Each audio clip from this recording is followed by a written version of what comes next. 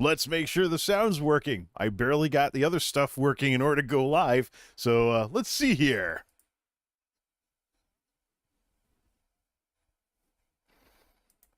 As I was saying, what is up, everybody? This is Jay, aka Multimedia Jay. Welcome to Jay's Nerd Lounge at a later time at night than I normally stay up these days, but I actually took a nap this afternoon, so I should be good to catch people up on what's been going on until about 10 o'clock or so Eastern, if I don't knock all these darn controllers off my desk. Yeah. So, obviously, the most obvious thing we should probably get over with first. I'm not dead, and neither is this channel. So, I don't know what it is. Like the title might suggest, I don't know what it is with this channel and autumn. Autumn is a season of feast or famine on this YouTube channel. I've never understood why. My first year doing this YouTube stuff, 2006, I did an entire series of videos from September to December, enough to be considered like a season's worth of stuff. And I had a lot of fun doing it. And then there were years like that year when I did a vlog once a month to tell the world that I hadn't dropped off the face of the planet. I guess this year has been more of the latter. Not that 2023 has been all that great of a year anyways, with all the weird stuff that's gone on this year in the El Nino summer. But I can definitely say that everything... we should put this a little bit over here somewhere. Oh, there we go. Nah, you know what? Heck with it. Who cares if I'm a little off center?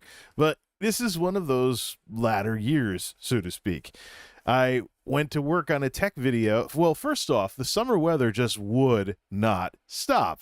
We set some records for how warm, not that that's a problem. I mean, I like not running the heat and paying a gas bill, during the years when we can get away with it. Air conditioning is usually cheaper than heating because you're not trying to keep pipes from freezing in the summertime. If I had to choose between hot all the time, cold all the time, I'd go with hot all the time.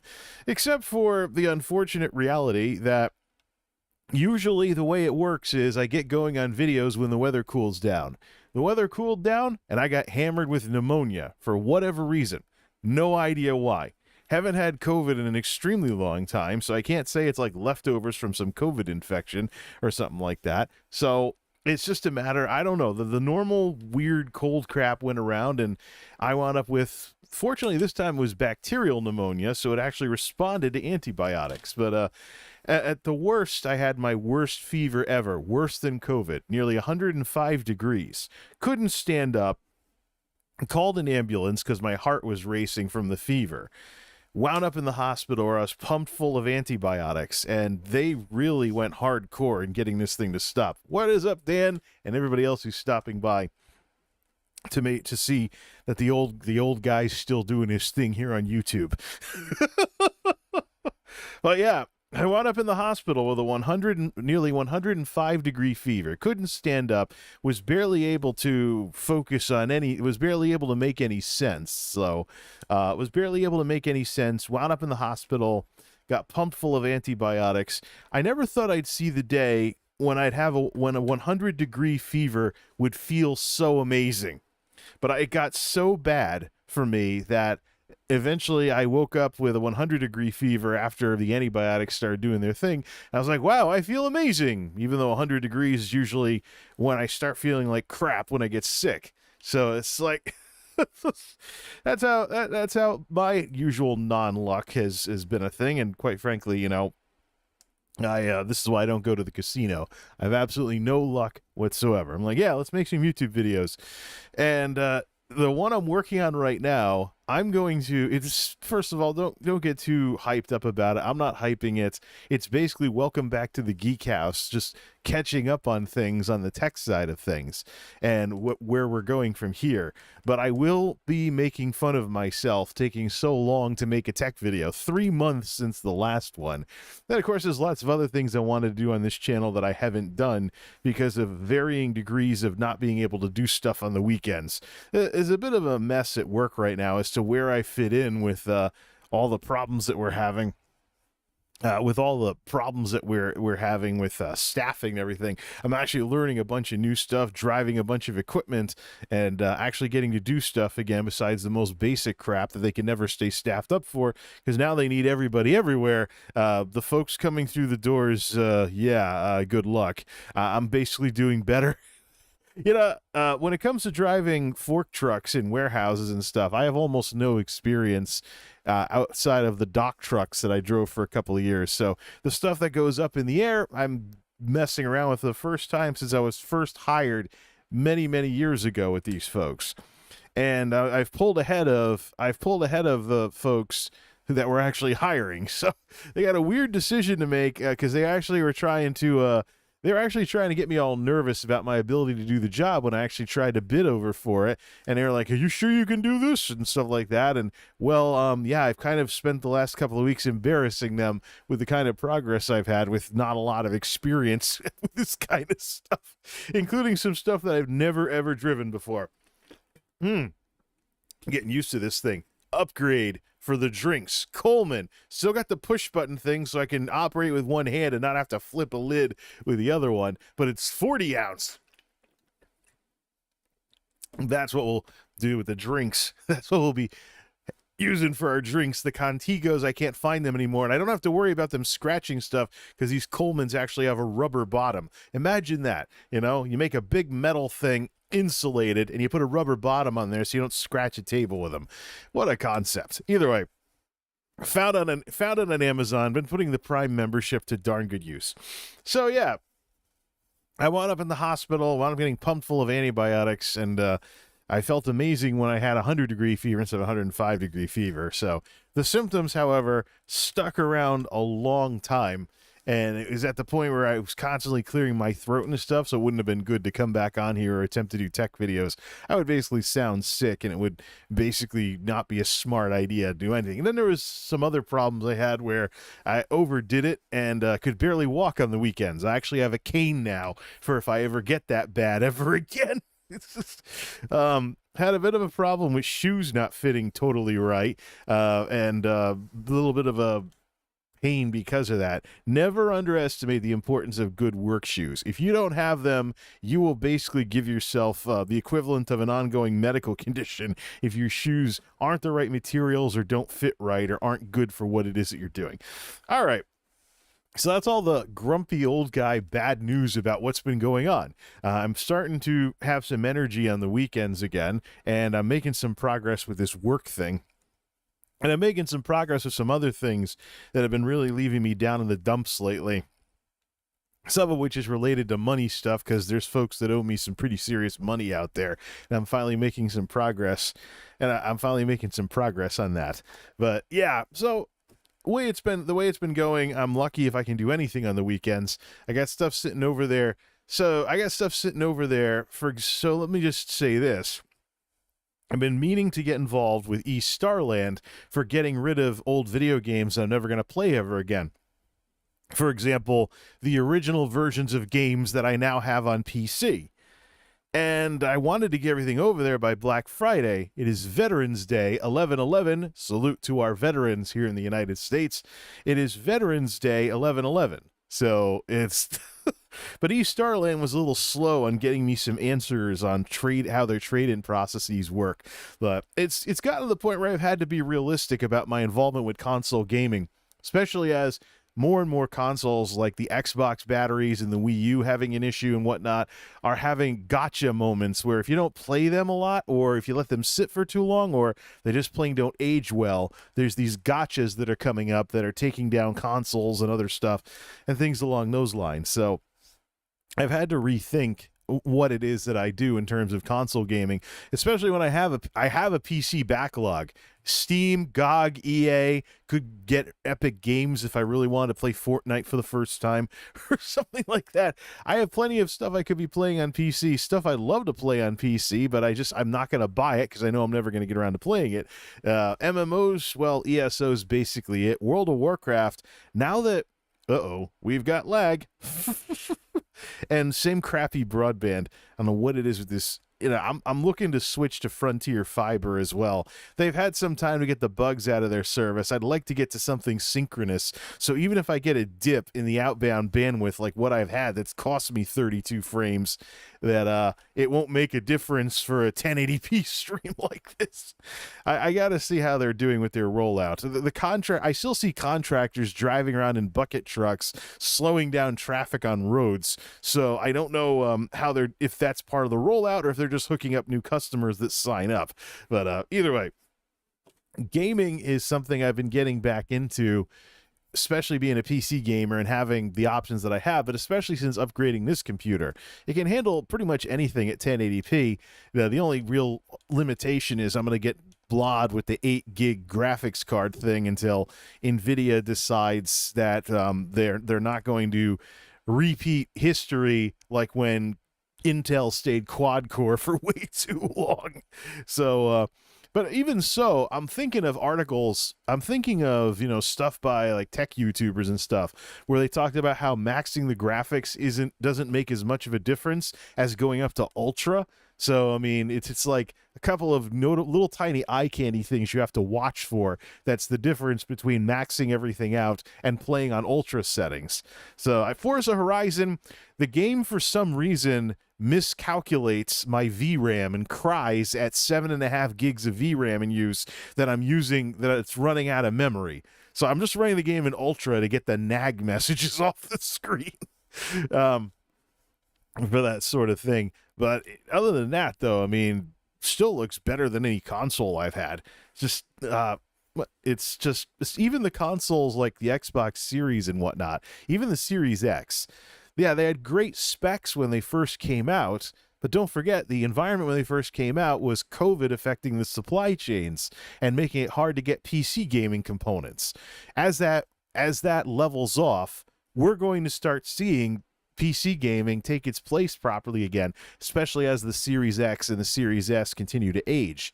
The wild card here, too, that we have to remember with these consoles and graphics cards and all this and PC gaming in general, the thing we got to remember with this is that consoles, they always sound good when they first come out, but then of course they age and stuff like that. But you can keep an eye on what exactly the state of the industry is by what the console companies are trying to get away with.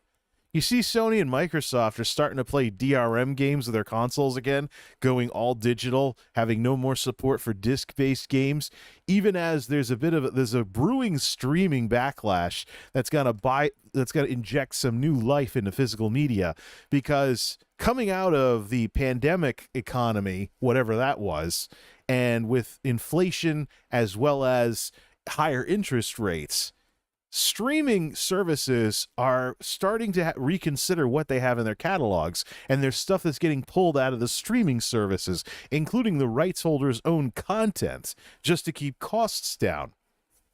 So, I don't know, maybe Netflix shut down their disc business at precisely the wrong time. The thing is, though, check with your public library if you have a town with a decent modernized public library, especially if it's part of a consortium. My town's like that, too.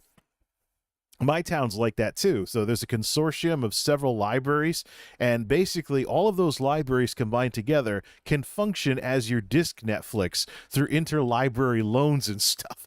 My top concern, and I brought this up to my town's library board, is the libraries don't do a very good job publicizing that they could be your alternative to disc Netflix. And by the way, there should be like a website or something, some web-based access where you enter in your patron details when you're part of a library, and you can order movies directly from home without having to go to the library to check them out. And maybe you pay a service fee and you get on stuff like that. You can go pick them up or get them sent to you or whatever. I don't know how the costs would work out with that. The only thing, there's USPS Media Mail, but I don't know if anyone could really, I don't know if they'll get the economies of scale so you can have movies sent directly to your house, Netflix style. But it would be something maybe that towns and municipalities could look into now that Netflix has exited that market. The big thing I run into is everybody's trying to get rid of their DVDs. The librarians in my town are even talking about that. But the thing is, though, yeah, of course, as Chico brings up, Best Buy's getting out of the disc business as well. Well, retail discs are not all that great. I've bought the majority of my Blu-ray movies from Amazon because an e-tailer that can keep warehouses of tons of SKUs and send them out as needed instead of having to worry about shelf space and foot traffic and, bringing in more dollars per square foot and all that other stuff that retail stores have to worry about. That's really the best place to go for any kind of media. I can tell you that before any of this Blu-ray stuff was a thing, I used to buy my audio CDs from Amazon as well as CD Universe. Amazon bought CDNow.com, which was a .com era business that was selling music CDs and stuff over the internet. And then there was also CD Universe, I think was based in Connecticut at the time. So I'm supporting a Connecticut business. But I remember CD Universe. I think they're still around, actually. But I found out that, online stuff was better than going to any physical store because Walmart would only sell the radio versions because they were more socially conservative back in the 90s and beginning of the 2000s. Walmart, when I was growing up, was not where you bought your CDs from because you'd get the censored versions of the songs. So you had think 90s teenagers listening to rap, wanting to hear DMX swear all over the place. And they would not get their music from Walmart because Walmart would only sell the radio stuff. You ever hear those DMX songs with all the weird sound effects and stuff like that whenever he swears? Yeah, people didn't want that. So, yeah, back in the day. So, what even were we talking about here? Why don't we just catch up on chat while we're at it? Doing fine. Dan says, I've been doing fine watching the chat streams, trying to paint things in Forza. Gaming. I mean, the Crew Motorfest. I've actually completed the Crew Motorfest, so now I can stream it, going around doing the ongoing events. But why don't we just do one thing at a time here? Let's talk hardware and then software and stuff, because in the midst of all this crap that I'm dealing with, I've basically doubled down on gaming. I am going through and playing games instead of I wouldn't say mooching around, but mulling around, instead of messing around, that's a better word, messing around in MMOs with something going on screen too, because I can't turn off the news and play a video game the old-fashioned way. I've been working on just plain old-fashioned gaming, getting back into things, playing something besides MMOs, and actually enjoying what it is that I have. Actually going after the backlogs and stuff.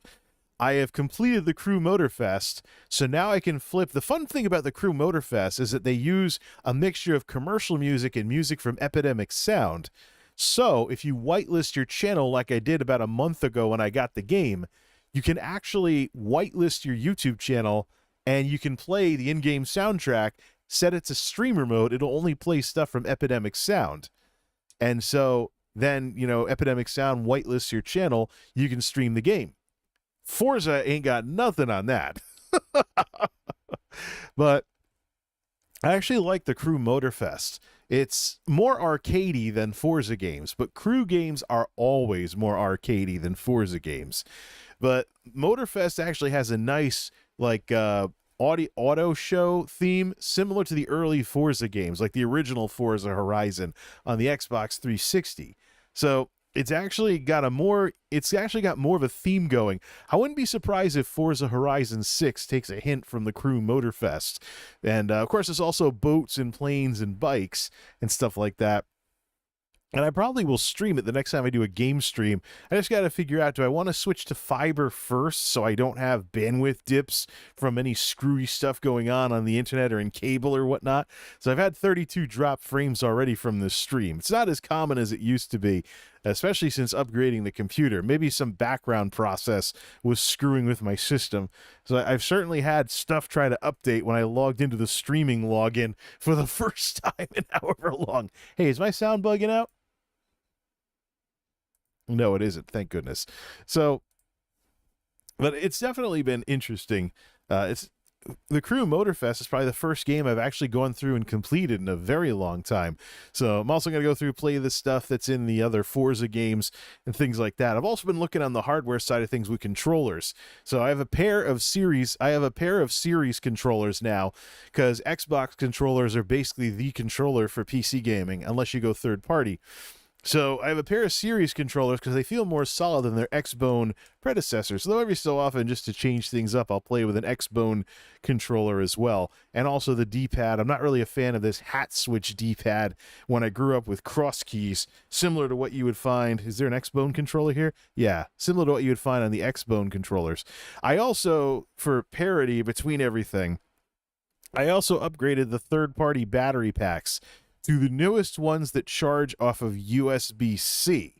So now I can just use a C cable for everything, which is much more robust than micro USB. Not the case on the X-Bone controllers, but on the series controllers, I can now use a C cable for system updates as well as charging the battery, as well as charging the batteries. So you have this going on. I also decided to satiate my curiosity and get a PlayStation DualSense controller, which also has these nice like rubber kits from whatever that company is on Amazon. Charges off a USB-C. The big reason why I have this is certain games. First, the PS2 emulator will show the original PlayStation buttons. So they will use the original they will use PlayStation buttons for what's what, so I can program PCSX2 and have the buttons actually be what they actually are. So if I see press the square button in game, I actually have a controller with a square button. There's also some games that will support a PlayStation controller, although I'm not really that big of a fan of the PlayStation controller because I find I'm stretching my thumb further by going off to the right as opposed to keeping it more straight for an Xbox controller. But for this, I think I could come up with some uses for it. I also tried, because the D-pad's right there, I also tried doing the D-pad for games that I can't for the life of me get used to 4 buttons. I don't know how you Dogbone controller PS1 people used to do it back in the 90s, but I can't for the life of me get used to 4 buttons instead of a cross key for playing games like the Ninja Turtles Cowabunga collection and stuff. The thing with PlayStation controllers, though, is that Sony just doesn't get it. Like, how can they watch Microsoft line up the Xbox ecosystem with the PC ecosystem to the point where they can share controllers? DualSense controllers are direct input by default. Unless you buy a controller emulator program or use a free one. I just bought DSX off of Steam.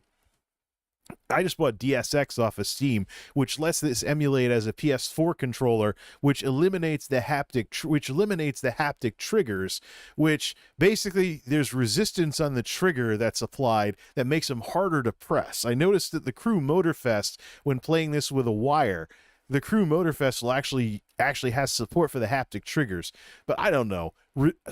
Triggers that are harder to press to simulate like hitting the brakes on a car or pulling the trigger on a gun in a shooter game. I don't know if I really need that. Plus, what kind of mechanical wear and tear is it going to do on the triggers on the controller over the years? I really don't care if I lose those. So a lot of the time what I'll do is use DSX to emulate it as a PS4 controller and, have be able to operate it over Bluetooth. And anything that's more PlayStation-y, maybe JRPGs or something like that, where it was made originally for PlayStation, I will probably play on this just to have the original controller experience with it. Oh, here we go. Some more lag. That's why I got to get rid of this cable. I've had enough of cable internet. Yeah, we lost some more frames. Let me guess. I've gone like 2 frames a second, right?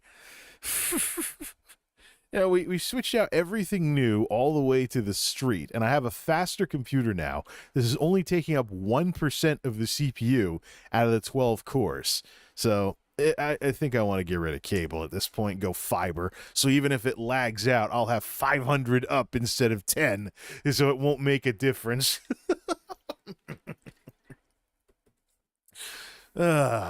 Never thought I'd see the day when I'd be talking about cable as the old internet technology, but I guess it is. I'll probably see it in the replay if I listen to it. Fortunately, the audio hasn't been cutting out when these lag spikes have been happening. But we're back to the lag spikes. Whoop-de-freaking do. All right, anyways. So yeah, Xbox default controller for PC gaming. I kind of like the offset joysticks, double sticks, which are a descendant of the 360 controllers. And of course, if I do want to do something with a PlayStation style controller, I have that option. But I think this is going to be more niche, even with DSX and stuff like that. Also on the PlayStation side, Retro Fighters. I have an original DualShock 3 controller for my PlayStation 3, and it has a worn-out mini USB charging port, and I wasn't really a fan of the layout anyways. So I was looking for a third-party controller that would actually be more modern. This is that controller. It has PlayStation-y buttons. Yeah. You see the X and the circle and the square and stuff like that. Maybe if I tilt it just right, because how shiny they are. You can see the triangle in there at least. PlayStation-y buttons, support for 6-axis. Feels more like an Xbox controller. Feels more like an Xbox controller without being too big, unlike DualSense over here. And I can actually turn on the PS3 by pressing the button, just like on the regular controller. Just like on the regular PlayStation controller. So finally, something I can go through and play all those PS3 games without having to fuss with mini USB for charging. I mean, I did replace the battery pack in my PS3 controller once already, but having to fuss with mini USB and the charge port is kind of shot on that controller. It's time to go USB. Hey, maybe next time I should... maybe next go around, I should get something that is compatible with the Wii U, if I even want to keep the Wii U around. I do have the Wii U Pro controller, which was a heck of a lot of fun, but that charged off a mini USB as well. I'm getting sick of buying adapters, stuff like that. So yeah, that's where I'm at on the hardware front. I'm at the point where I'm using real controllers. That's really all there is to it. Been using real controllers for years, but now I'm very much cemented with using real controllers. Been going through the backlog of games on Steam and stuff, actually playing games instead of just somewhat playing. I mean, I can grind in MMOs and I can grind in the driving games like Motorfest and Forza. I can grind in those games while listening to a podcast, but at some point, you just got to tune the world out when you get home in the evening. No sense getting stressed out over what's in the news. So I got involved in local politics in my neck of the woods, but the election's over now. So maybe write an editorial for the paper every so often and just take it easy for the most part. Get involved in various other ways that don't gobble up a ton of my time. There's a lot of problems in my area. That I had to address, that I had to get involved in speaking out against. And there still are problems in my area, mostly with wound up hysterical people that are on power trips trying to get into elected office and make living in this town an absolute nightmare. Between the Board of Ed and the Board of Selectmen, we got our work cut out for us with this crap going on in this town. But either way, let's catch up on the chat now that we've done this other stuff here. It's 9:05 at the Geek House. 9:05 at the Geek House, and I'm not going to go too wild with stuff. So I'm probably going to end up with too many controllers yet again. Isn't that the way it goes, You play with one, you get curious about another, or you wear one out and you don't feel like soldering in new thumbsticks. And, well, history is history. All right. What do we got here? Modern consoles, battery, and flash crapping out. Intel Arc is cheaper and people are enjoying them, unsure, but I hope it goes well. I got RX 7800 XT for future-proofing despite not gaming much since starting a new job. Seeing retailers not want to sell physical media. That's why he's getting out of it. eBay bought some cartoons. I wanted to watch it. Target would have the censored version of stuff with Johnny Cash.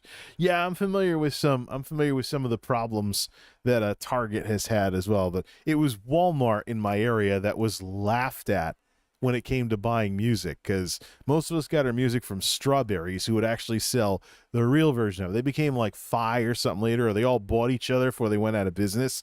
Kind of like what happened with GameStop and EB. Well, is GameStop still around? What am I doing? Yeah, you had Fi and Strawberries and stuff like that selling CDs for $18.98 a CD. They're wondering why people were going to MP3s as soon as they could. $18.98 a CD that you might like only one or two songs on. Imagine that. Things I don't miss about the 90s. Okay, I think we can, before we accidentally turn on the PS3, I think we can put this Retro Fighters thing off to the side. I might check out some more third-party stuff as well, but the big thing I like about official controllers, support for these leather jackety type thing, these these rubber controller jacket thingies that make them a lot more comfortable. Now, I don't know what Microsoft was thinking with the knurling pattern on the backs of these. In the summer, that crap burns your hands up, makes you want to grab an Xbone controller, which actually had smooth stuff on the back. But maybe I'm biased because I've been buying, rubber jackets for controllers since the Wiimotes, stuff like that with the Nintendo Wii. So maybe that's kind of the deal here, but make it a little bit bigger, a little more comfortable for long hours of messing around in Forza and stuff like that. Works pretty well. It works pretty well, feels pretty well too. I particularly like how the PlayStation one feels, but the problems I've been having with this is that I'll try to play something like Ninja Turtles Cowabunga Collection, and I'm sorry. I mean, I know there's people that grew up with these controllers with the things you grab onto on the side, but if I'm playing a old-fashioned game with one of these, I can't help but almost try to pull the controller apart as I'm grabbing onto other stuff as well. Now, I'm just more used to your hands being able to move freely. I understand the PlayStation controller is a descendant of what the Super Nintendo controller was with these two things here, though, but these two things make quite a difference. I have a hard time playing digital control games with D-pads with these because I keep wanting to pull the controller apart as I'm just too used to Super Nintendo and real cross keys instead of 4 buttons. So I don't know. I can't believe that this is probably going to be the most expensive niche controller that I've ever had. There's people in PlayStation territory that stream over in Asia and stuff like that, who stream MOBAs and stuff along those lines, that use PlayStation controllers instead of Xbox controllers, but I'll stick with Team America. Thank you very much. X input became a thing for a reason. I understand Xbox didn't do very well in Japan, but hey, if it's Windows, you might as well grab one of these. Hey, while we're talking about the whole support for PC gamers by console companies, let's talk about the polar opposite of Microsoft, Nintendo. Nintendo sucks. I would love to buy one of those Nintendo Switch controllers that does wireless and Bluetooth and use it for PC gaming. But you need to subscribe to Nintendo Switch Online in order to even buy the controllers without getting price gouged by some scalper on Amazon. And then it's not like you just buy like NSO just for the heck of it, just to buy the controllers. There is a hardware check. You have to buy a Nintendo Switch in order to get a controller. And isn't there like limits per user on how many controllers they can buy, so they don't just buy controllers for all their friends? Like, why does there need to be all this artificial walled garden crap just to get a retro controller that doesn't have thumbsticks for games that don't use them? Like, I've seen the 8BitDo controllers that are retro, but they still have a pair of symmetrical thumbsticks like this on the controller. I don't really feel like reaching around or feeling the side of thumbsticks when I'm playing a Super Nintendo or a Nintendo style game or a Genesis style game. I just don't. And then there's Hyperkin. The Hyperkin Scout and the Hyperkin Cadet. I think the Cadet was fine, but I found the Hyperkin Scout. I have the wired version of the controller they're selling that has Bluetooth support these days. Unfortunately, that SNES-style controller was kind of mushy. Didn't feel quite as good or as authentic as the Super Nintendo stuff. I actually have all the USB adapters required to turn old controllers from the NES and SNES into PC controllers for emulators. So that's a thing. But you set up the controls for one of those, and then what if you want to just cheeseball something with an Xbox controller? What do you do then? It's just stupid. So stupid. So stupid. But I got news for you. Those of us from those generations we have muscle memory of holding those old NES controllers and SNES controllers, and we notice when we're not benefiting from it when we're playing old games at our age with modern controllers. Why does it have to be such a flaming hoops thing to just buy a NES style or SNES style controller for NSO? How much in sales for hardware is Nintendo missing out on by being like boomers? Sorry, I'll just use the term. By being console gaming boomers about all of this and imposing all these completely arbitrary and completely unnecessary hoops to jump through just to get a Super Nintendo or Nintendo style controller for playing old games or old style games on Steam. There are all kinds of games that are going into collections that are being sold on Steam these days. I have Ninja Turtles collection, Castlevania collection, the Contra collection, some Sega Genesis stuff, some Namco stuff, multiple Atari compilations, as well as the SNK collection. Numerous retro collections are being sold on Steam. I want a controller that feels authentic when playing those games. I don't want to cheeseball it with an Xbox controller. Even though the D-pad on this is pretty good, it just doesn't feel right not having your thumbs lined up. Like, would Nintendo be anything if not for the nostalgia and passing things to the next generation that the House of Mario has been?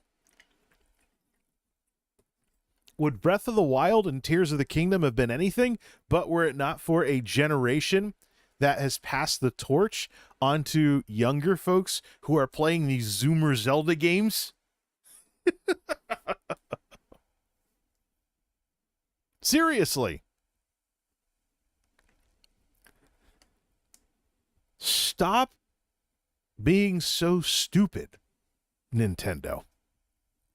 Not all of us want to be using Hyperkin controllers all the time, because even the Hyperkin controllers don't get it right. Of course, they don't get it 100%. Not necessarily they don't get it right. But sometimes I wonder if we're chasing the impossible here, because you get older, you do some real work, your hands get toughened up, you feel things differently depending on what you do. So, I mean, I've been dealing with carpal tunnel-y type stuff for a while now because of the nature of the job that I do. It comes and goes depending on the activity and whatnot. I have to mix up my work tasks in order to not end up with numb fingers or wrist pain. But I can tell you right now, controllers feel different because of what's happened to my hand from all this work that I've done. Plus, you get older, you do some real work, your hands toughen up, things like that. You're not going to feel the controllers the same way you did when you were a kid or a teenager. You'll get muscle memory, and then there's the whole thing of just the controllers aging. If you buy a Nintendo controller today, you're talking about something from the mid-'80s. The mid-'90s, the mid-noughties, the mid-2010s, the mid-2020s. You're talking about a near 40-year-old piece of hardware. That would be like playing the Magnavox Odyssey in 2010. Like some game reviewers did for AVGN-inspired YouTube videos. This stuff is aging, and so is the plastic in them. So is the rubber in them. They're not going to feel the same as they did when you were younger. So sometimes I wonder what it is that we're even chasing after when we want these retro controllers in our setups. Of course, in my case, it's simple muscle memory. I don't care that the NES controller was a square, dug into your fingers. It was uncomfortable as heck. It's what I had when I was a kid, and quite frankly, I don't care. It's part of the whole thing. It's part of the muscle memory. It's part of what I'm used to. I don't care that people lampoon the living daylights out of the Nintendo 64 controller for its shape, when there are Retro Fighters controllers that take the N64 buttons and put them on an Xbox style controller. It's what we had. And with some games like Cruisin' USA, as I've demonstrated in my Play Some Stuff video from years gone by, you can actually play Cruisin' USA one-handed while drinking something. Because of the controls. You use the thumbstick and you hold the trigger in order to accelerate. You can play Cruisin' USA, the most arcade car racing game I've ever played, where the cars handle more like the paddles in Breakout or any of those similar games like that, where cars handle more like Atari like paddles in a Pong game or something. Cruisin' USA, totally as arcade as it gets. So not that big of a deal. No, we're losing. Oh, we are really losing frames. I gotta get rid of this internet. I've just had enough of this cable crap. Just boom, 257 drop frames now. I'm not going to keep going back and forth with this cable company. They've changed all kinds of stuff around here. They've changed a bunch of stuff around here and whatnot, but I'm just sick and tired of the merry-go-round with them. What do we have here? Buffalo controller for SNES. Wish Nintendo would stop being old-minded because I play Mario on Steam. I think we're chasing nostalgia. I've never touched an N64 controller, so I have no opinion. The N64 controller was basically a first and worst for analog sticks. Don't forget, Nintendo 64 got analog sticks before PlayStation did. Nintendo 64, with one analog stick, got people so into the various games that it supported that Sony turned around and added sticks to the PlayStation controller for DualShock. Oh, here we go. More nonsense. I probably should have. Then again, it's been a very long time since I restarted the modem, so I probably should have done a full internet restart before going live. But now we're up to 377 frames dropped and a 0.5% ratio. Lucky anything works on this crap. So I said I would spoil things if I streamed before the next video, so let's do that. You see the network equipment blinking off in the corner over there? That's on a shelf, that's on a monitor shelf. That is where the fiber is going to come in here. I'm going to have the fiber come in over here and go through power line to the bedroom, where it doesn't matter if things are slower. But the starting speed for fiber is 500/500. So I want the 500/500 to come in through here and then go through Ethernet spaghetti cable around the side of the room to the computer. No power line crap. We'll get it straight from the street. Maybe it'll help with some of this other stuff, as opposed to the old DSL cable stuff comes in through the bedroom and then uses power line to go through the wall over to here. Up until recently, the latest DOCSIS upgrades around here, it didn't matter because the DSL-based Uverse service I had when I first came here, oh, here we go, dropping frames like crazy. This is bad. This is terrible. It's dropping down to $4,000 on a $6,000 out connection on a $10,000 total connection. So, yeah, this is pitiful. There we go. Back to normal. 623 frames dropped, 0.7%. Internet crap. But yeah, that's the plan. Do everything with cables, no power line crap, because we don't want to slow down 500/500 service in any way, shape, or form. But the fun part is the 500/500 service will cost less than the asynchronous cable stuff up to a certain level. All right, this is really starting to flake out. We're now at 0.8%. We're now at 0.8% on the drop frame, 660. Why is it so impossible to not have stuff lagging out like this? I streamed for years without these kinds of problems. It started like a year or so ago after an electrical storm, and I'm sick and tired of putting up with it. There it goes again. 4,800, losing frames galore here. Yeah, we're 3,800. Now we're heading towards 1,000 drop frames. The frame dropping we're at 1% now. Yeah, this is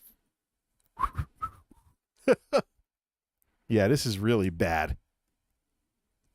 It gives me another reason to get fiber. I'm going to check in. You know what? I'm going to check in on it this week. See if we can sneak it in before Thanksgiving. Because this is completely going to crap at this point. This is completely, now 1.1%. Drop frames 974. People wonder why I support synchronous internet. Because the old stuff can't handle the way we use the internet nowadays. Whether it's Zoom calls or chat streams or anything like this, it just can't handle it. And quite frankly, the history of telecoms in this country is one of a private sector that just fails over and over again because they never want to invest in their technology. It always takes government intervention to push the technology forward, whether it's through regulations or whether it's through fiber build outs, or in the case of the state of Connecticut, confronted the old Frontier about their terrible service. Then the old Frontier went bankrupt. The new Frontier decided to start doing fiber, and the state of Connecticut actually cooperated and gave them some grants to help build out the network to upgrade the internet. Because when you actually understand that broadband is a public service nowadays, similar to a public utility, you actually do stuff like that. You don't leave the people out in the rural areas on crappy DSL until the end of time.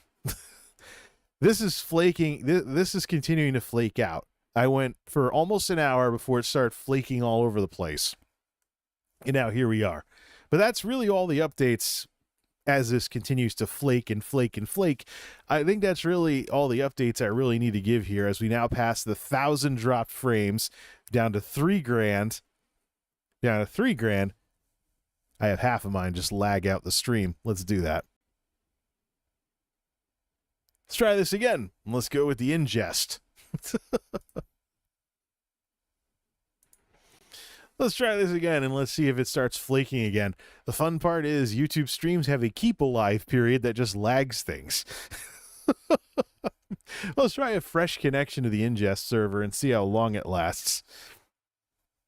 But I'll watch that little bandwidth meter that is now nice, bright, and colorful in this latest version of all of this. So, yeah, well, that's the update on things. I'm basically doing more gaming in general. I'm a gamer first and a streamer second. So last time we talked about Facebook. Facebook is slowly heading towards becoming BlueTube. I've tried using the Facebook UI, but I just haven't found it as compelling as YouTube or Twitch. So they still have work to do with making Facebook more interesting for watching things besides local events. But I did do something with the Multimedia J Facebook page. So I do have a Multimedia J Facebook page that I don't currently have in the list of socials. What I'm going to do with that is because Facebook has such robust support for video game screenshots, I'm actually going to make that my screenshot library with albums for my screenshots from all the games. So for those of you that missed my BlueTube discussion, Facebook now allows you to have additional profiles besides your personal page that don't require your real name. So and those new profiles have a lot of the same privileges as your original profile does. So yeah, sure, there might be problems with trolling and spamming and sock puppets and those 50 bazillion people on Facebook that post AI generated clickbait YouTube videos about big, awful incident, blah, blah, blah, and they respond to news stories or whatever. But yeah, there's probably going to be more of that, not like there isn't already. But the thing with Facebook now is that you can have a Facebook presence that does not require the use of your real name. So now that Facebook has solved one of its biggest design problems ever, I'm entertaining the idea of expanding what I do into the Facebook ecosystem. I'm already involved on Instagram for gaming screenshots. I'm already involved on Instagram for game stuff, but Instagram is limited. It's made for phones. So you have limitations on what you can put on Instagram, and Instagram being a phone app doesn't play nice with 16:9 stuff that's horizontal. Not everybody out there wants to turn their phone sideways to look at your Instagram. So I think it might be better to keep things on a separate platform like Facebook. Plus, I can batch upload and put captions on everything. I want to put my Morrowind screenshots on there, but I have all my souped up screenshots from the Forza games there, and I'm working some Elder Scrolls Online, I think, and I'm going to work on some other stuff. The stuff that I use for Screenshot Theater, which is the screenshots that I use for my gaming streams. I'm going to make use of that. And hey, this is working pretty solid now. Looks like the old connection to the ingest was just flaking out, and that's why it was dropping frames all over the place. Not the first time I've seen streamers have to restart streams. Can't be on my end because there's only 1% of the CPU with this Ryzen system I have nowadays. But things are a lot more stable now, so nice to refresh the connection. Sometimes you just got to restart it. But that's what I'm going to use the Facebook page for. Facebook.com/multimediaj is, I'm not publicizing a lot of it yet because there's not a lot there. There's only a couple games, but it might be a good place for screenshots and stuff. And of course, if you want to protect your privacy, use the new feature on Facebook to create a page that does not correspond to your real name, your personal photos, or any of that stuff. Now that Facebook supports that, I imagine we'll probably see more of that kind of stuff. We'll probably see more people, except for the UI clunking it all up.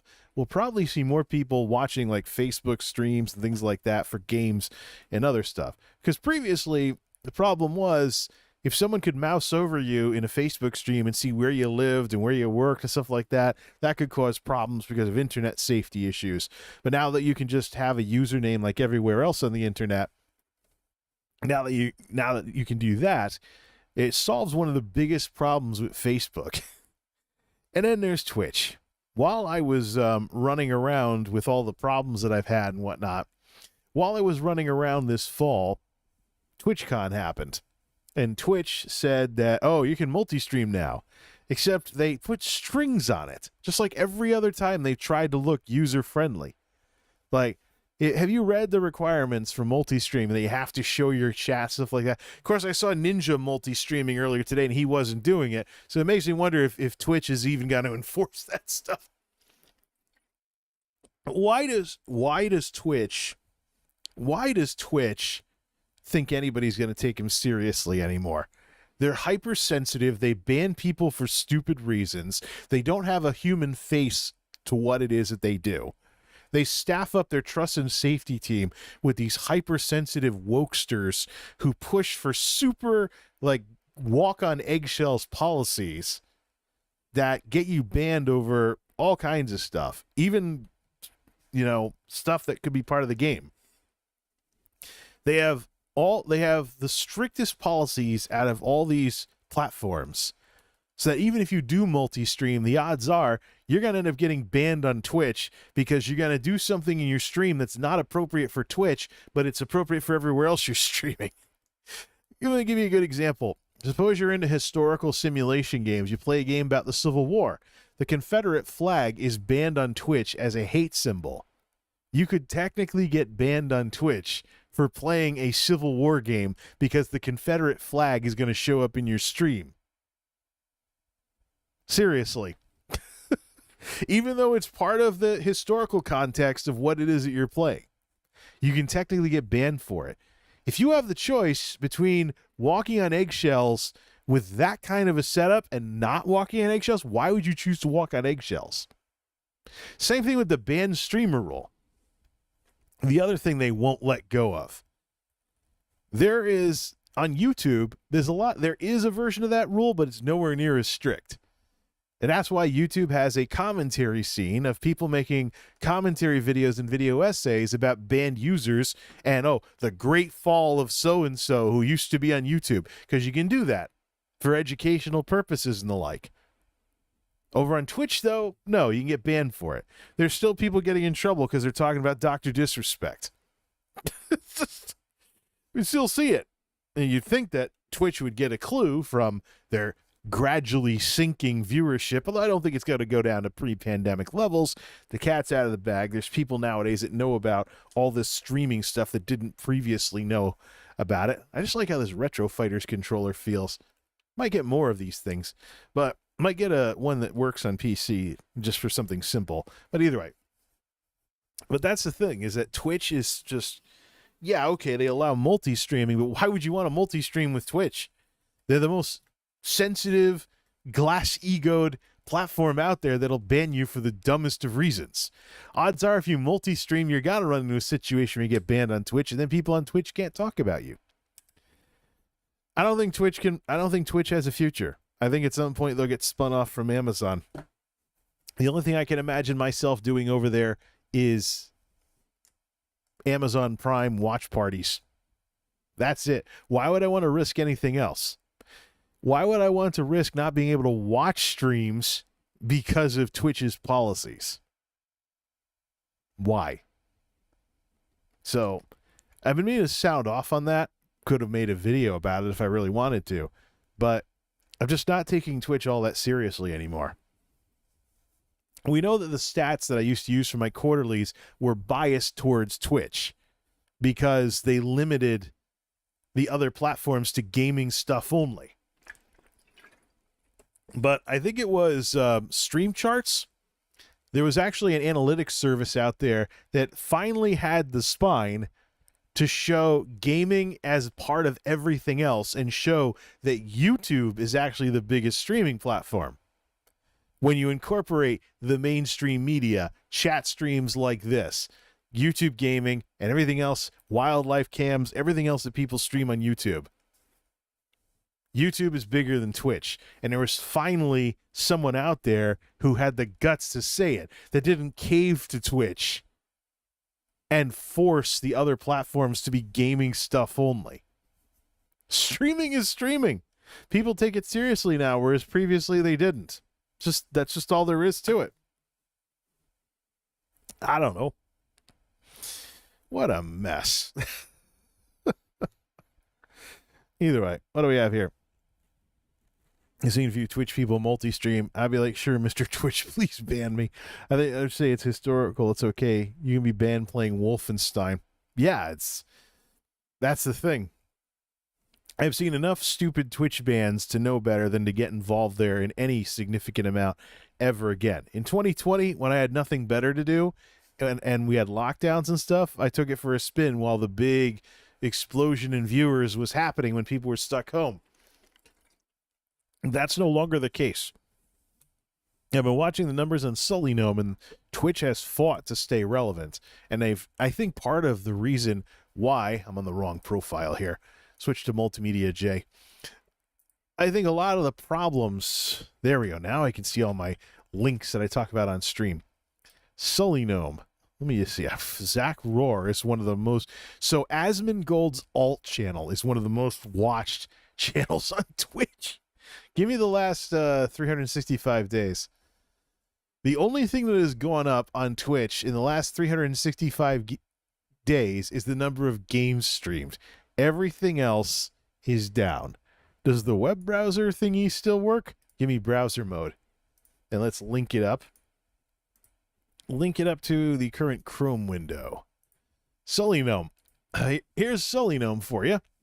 The only thing that hasn't gone down in the last 365 days is the games that are streamed.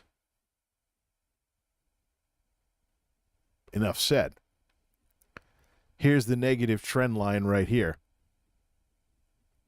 And that's factoring in the drops from the holidays last year. Overall, we back things out a bit, take it to the pandemic jump. They're doing better. They're still doing better than they did before the pandemic. But we're talking about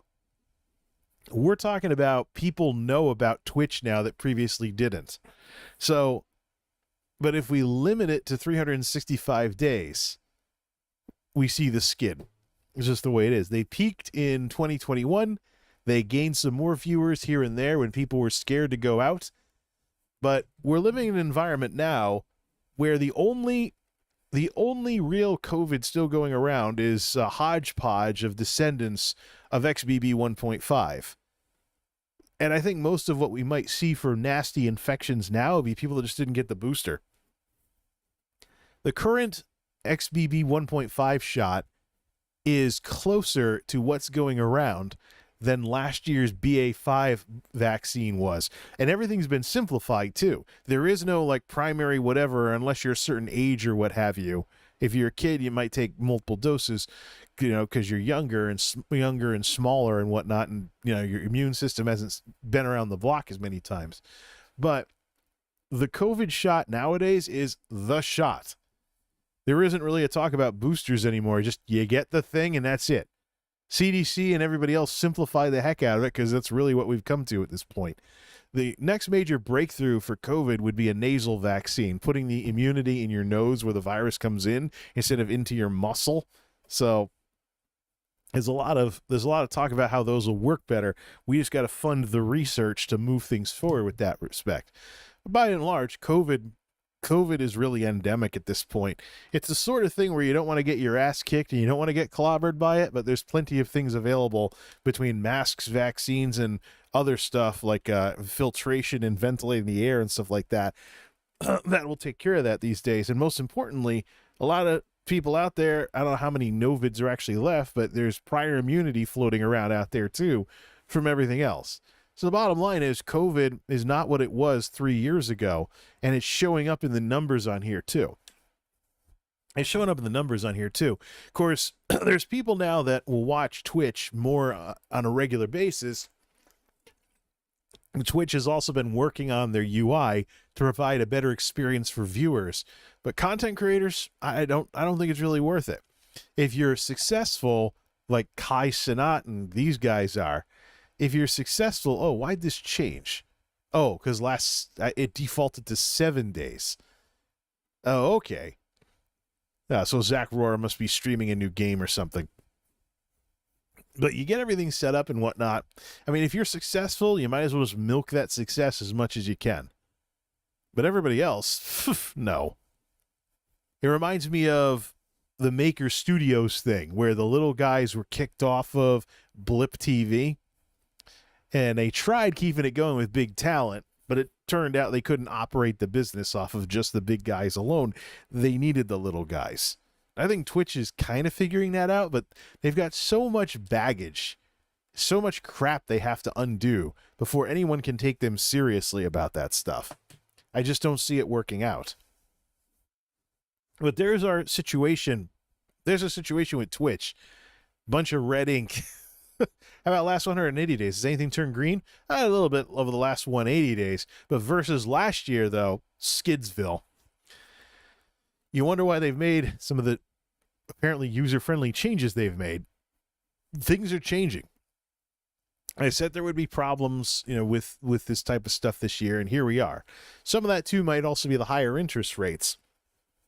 As the government tries to fight inflation, money is more expensive, loans are more expensive, so money's not as cheap as it used to be, so that'll have consequences.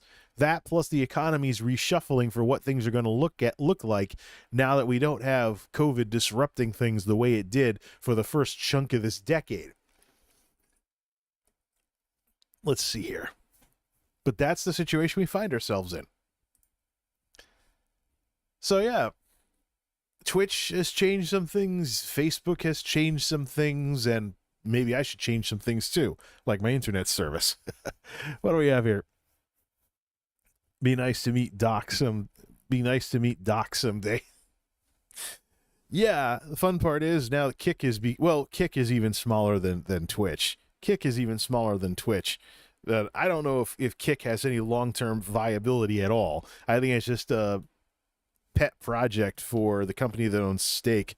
Companies can do that. Not every business has to make money. If you can fund a business and you want to run a business just to mess with an industry or something like that, then why not? It happens from time to time. Not every business out there is like the Fortune 500 or publicly traded companies. There are some businesses out there that have other objectives if they can be properly funded. Either way, it's 9:41. It's 9:41 of the Geek House. So let's just let's turn the corner on this with shout outs to the folks that have stuck around. I do realize that, I haven't been doing hardly anything the last couple of months. Of course, I've been getting clobbered by work stuff, clobbered by pneumonia, things like that. But those of you folks that are still supporting what it is that I do, I just want to say thanks. When you do this stuff, you don't really expect anyone to do anything. I realize there's a lot of content creator, like, I'm entitled to this, that, or the other. But really, if you're not somebody who already has some big following on Instagram or whatever these days, you don't really expect, you'd be surprised sometimes what people like, or that people like what it is that you're doing at all. And I'm one of those people. I mean, look, my channel is as outdated and as it gets. I'm not following the YouTube SOPs. I'm not making super polished videos. I don't even have the face at my age to do super polished videos unless I want to learn how to use makeup or something. Look, I'm a fat guy toying with technology who's been into AV stuff for decades at this point, since being an AV geek in college. That's all I really am. And yet people tune in, and yet people subscribe. People join the $1 a month cheapo club for memberships and, support what it is that I do. And I can tell you, as much as the money in those cases comes in at a trickle, that stuff has a lot to do with why I was able to build a computer this year. Because everything's gotten more expensive. We had inflation and the supply chain shortage and stuff like that. So I couldn't, with a straight face, spend a lot of money on computer stuff unless it was funded through years of ad revenue.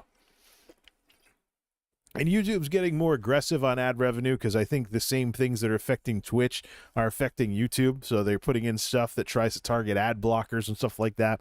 But I will say though, you have to be grateful for what it is that you have in content creation. Because the minute you're not, your audience is going to pick up on it. And quite frankly, your channel's going to suck. What you do is going to get worse and worse when it's constantly bogged down by you constantly fretting about what you don't have. Well, crawl before walking. If you don't have 20,000 subscribers on YouTube, work with your 20 subscribers on YouTube.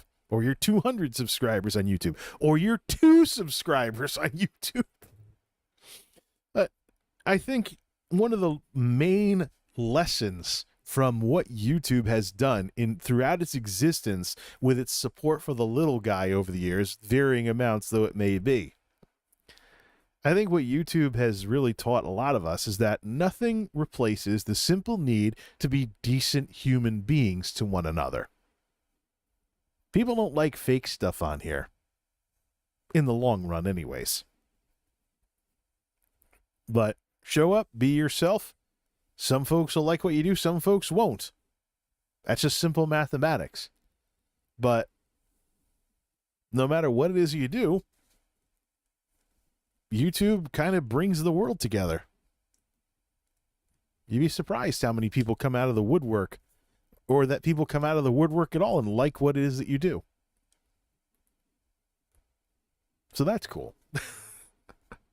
I got to put all these controllers back. This Retro Fighters thing, I swear I'm going to turn on the PS3 if I keep fiddling with it, but I like how light it is and how ergonomic it is, even compared to the Xbox controllers and stuff.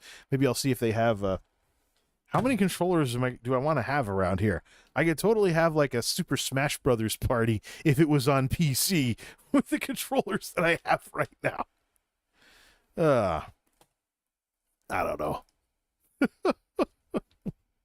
Anyways, welcome to autumn. It's been a feast or famine autumn for most of this channel's existence. Some autumns I've done a lot. This is one of those autumns where I haven't had a chance to do very much.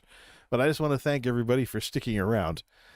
Over on Twitter, I've been posting mostly cat pictures and chiming in on things every so often. That's kind of, X. It's kind of its thing, because I never know if Elon Musk is going to shut the place down with paywalls. But community posts, I'll post updates. Facebook, I'll work with for the game screenshots and the continued experiment there. And we'll see what we can do with this channel.